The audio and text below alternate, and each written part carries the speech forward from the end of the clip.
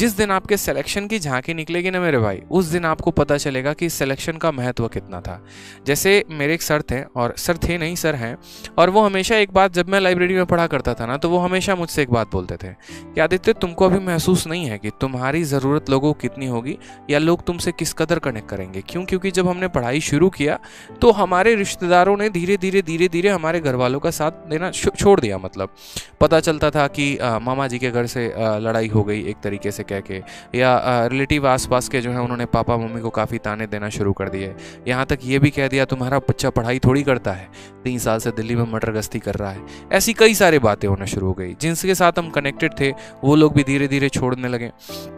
ऐसे हालात में जब इंसान अकेला पड़ जाता है ना, तो या तो 2 रास्ते होते हैं, या तो जो रीज़न है उसको छोड़ दो, और नहीं तो अपने आप को इतना लगा दो ना कि ये सभी चीज़ों से आप ऊपर उठकर काम करना शुरू कर दो।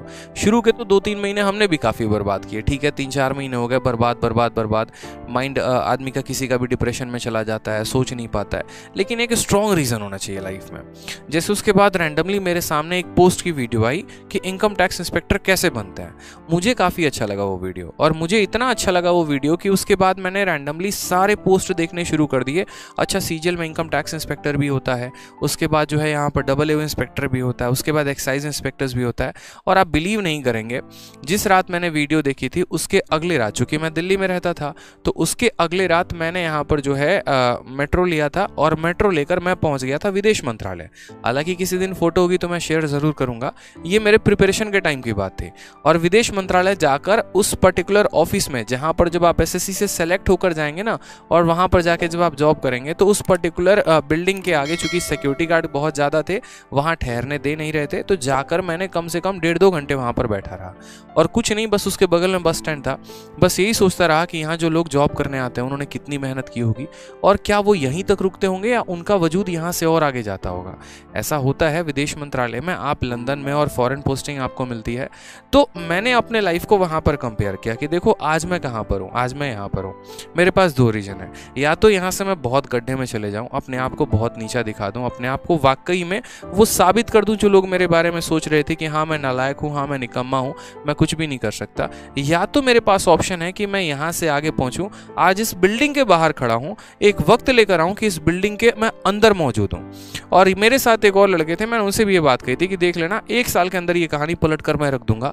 आज मैं इस गेट के बाहर हूँ और ये सिक्योरिटी गार्ड मुझे मना कर रहा है, हालांकि उसकी वो ड्यूटी है, वो डेफिनेटली है, ट्रेसपैसर्स को मना करेगा, लेकिन 1 साल के अंदर कहानी ऐसी पलट दूंगा ना कि इस बिल्डिंग के अंदर मैं मिलूंगा। और हुआ भी यही यहाँ पर। फिर उसके बाद यहाँ पर इतना आदमी थोड़ा सा जो है मेहनत करना शुरू कर दिया। वो मुझे एक रीज़न मिल गया कि मुझे वहाँ पर क्यों जाना था। वो रीज़न मुझे मिल गया क्योंकि मुझे अपने आप को बहुत बेहतर बनाना था। और हुआ भी ऐसा यहाँ पर, जब जब मैं डिमोटिवेटेड हो जाता था, या जब भी मुझे थोड़ा सा दुख होता था, या जब भी मुझे थोड़ा भी यहाँ पर फियर होना शुरू हो जाएगा, थोड़ा मैं नेगेटिव होना शुरू हो जाऊँगा, तो अगर मैं हूँ यहाँ पर तो मैं किसी की बाइक अरेंज करूँगा, या फिर जैसे भी हो गया मैं कभी UPSC भवन पहुँच गया, कभी MEA भवन पहुँच गया, कभी ITO पहुँच गया, और जाकर बस उन बिल्डिंग्स को देखूंगा यार कि हाँ यार देख, तेरा मंजिल वहाँ पर है, तुझे वहाँ जाना है।